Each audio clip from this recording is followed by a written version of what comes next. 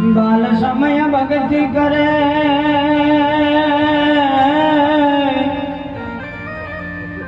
और रवे जग से उदास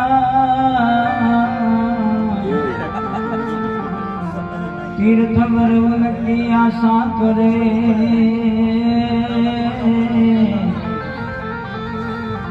कब याद हरि को दान तो भक्ति करो पाताल में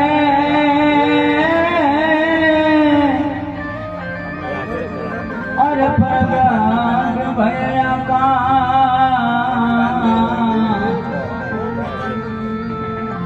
अन दारू दूधी न रहे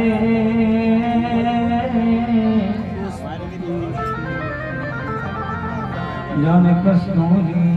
मेवा कथो कथो रहे मृग जरा साने फरे छे उदास वन वन सिंध भटक्या करे कस्तूरी तुझ पास ना भीमो रहे छे साने जनो युद्ध में गृत रहे छे मरी छे तुझ पास फिर साने फरे छे उदास क्या कस्तूरी मृग होय एनी नाभीनी अंदर ज कस्तूरी होय पण ए कस्तूरीनी शोधमां आखું जीवन एનું વ્યર્થ નીકળી જાય आ झाड़ ओलू झाड़ आ झाड़ ओलू झाड़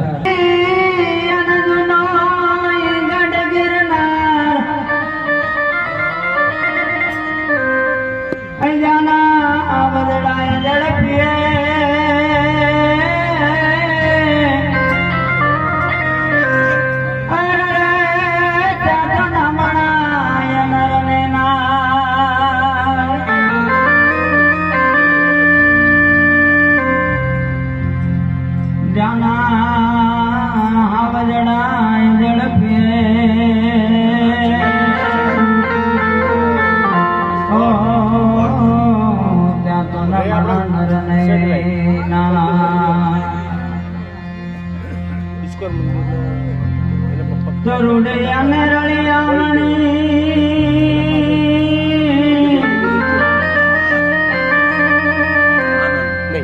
रुड़िया ने रलिया मणि हरियाली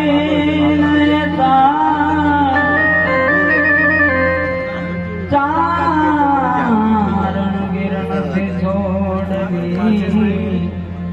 तारा पहुड़ा में पहुंचावा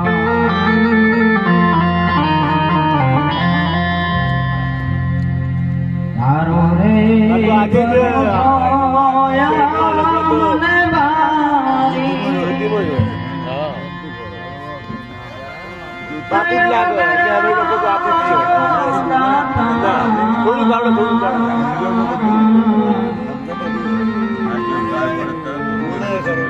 गिरना